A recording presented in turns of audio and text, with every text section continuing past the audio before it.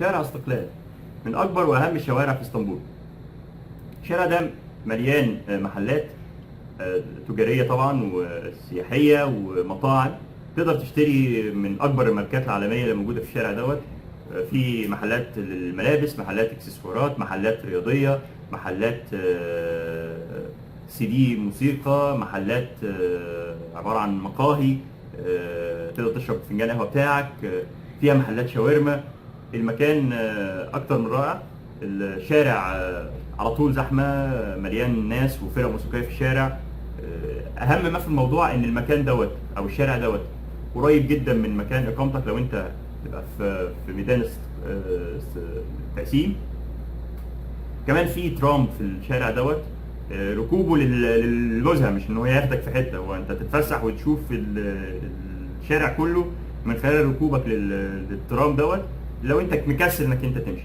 نهايه الشارع دوت بيوصلك لخليج البوسفور، وبيفصلك تقريبا كوبري 5 دقايق ماشي عن محطة أمينونو، ودي من أكبر المحطات أو أكبر المراكز المشهورة أو المواني المشهورة في اسطنبول. بالإضافة لكده إنك كمان في نهاية الشارع دوت بتنزل على كورنيش اسمه كابيتاش. تقدر تقعد تشوف يعني لو أنت حابب إنك تقعد على البحر شوية، مكان خطير.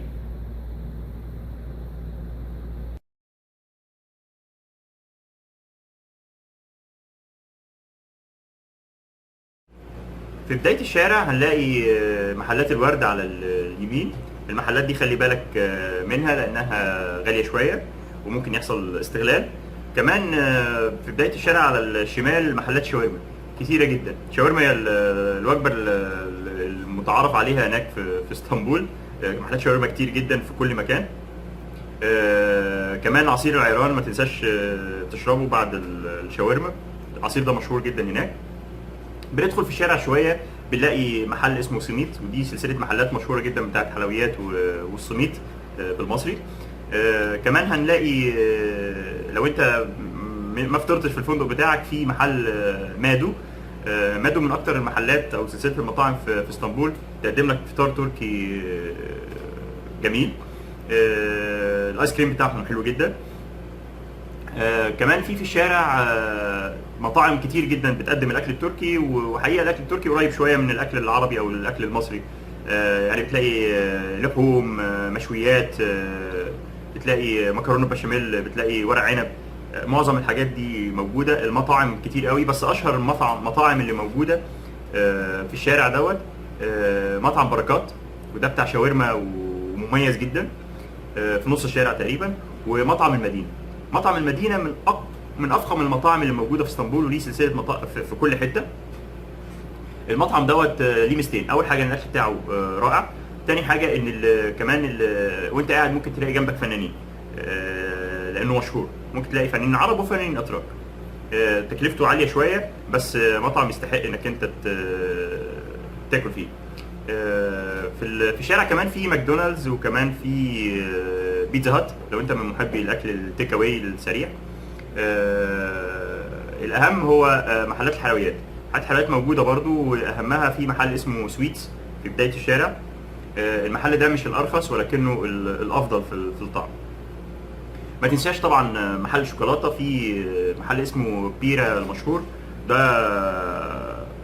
اجمل حاجه تقدر تاكلها كشوكولاته. الشوكولاته بتتباع ب5 ليره او 6 ليره او 7 ليره او 10 ليره او 14 ليره او 28 ليره باحجامها المختلفه وبانواعها المختلفه، في بالمكسرات وفي بالفستق وكل انواع الشوكولاته. ما تنساش تجيب شوكولاته من الراجل دوت.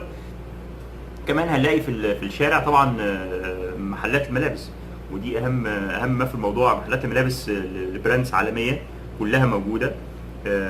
ما تنساش تزور نايك واديداس، فيهم حاجات مش موجوده في اي نايك واديداس، وخاصه في الالوان. الموضوع كمان ان في محلات للسيدات كتيره جدا، واكسسوارات سيدات كتيره جدا. في ممر موجود في الشارع دوت عند ماكدونالدز تقريبا، ممر صغير فيه طرحه بتاعت البنات. انواع مختلفه جدا من الطرح، اسعارها هي الارخص في اي حته مش هتقابلها، ومش هتلاقيها في اي مكان تاني، او البنت مش هتلاقي في اي مكان تاني تشكيله الطرح ديت. كمان في اول الشارع محل الميك اب مشهور جدا، ورخيص جدا، يمكن الارخص على مستوى سلسله المحلات بتاعته اللي منتشره في العالم. هو فلومار، مشهور، بنات كلها عارفه فلومار. الشارع حقيقي نابض بالحياه طول الوقت، في مشتريات وفي ناس وفي حياه.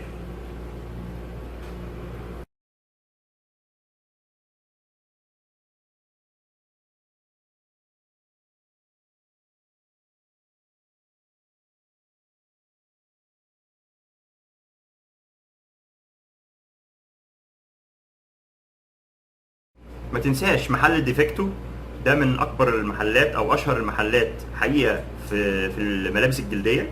ده موجود في نص الشارع تقريبا. لو انت محب جواكت الجلد، انصحك ما تشتريش اي جواكت من اي حته في اسطنبول غير من المحل دوت. ليه؟ لانه اولا عنده تشكيله مش موجوده في حته، ثانيا وده الاهم بيعمل ديسكاونت كبير جدا، يوصل الجاكيت جلد تركي اصلي عالمي في حدود 50 ليره، 45 ليره، من 300 و250 ليره.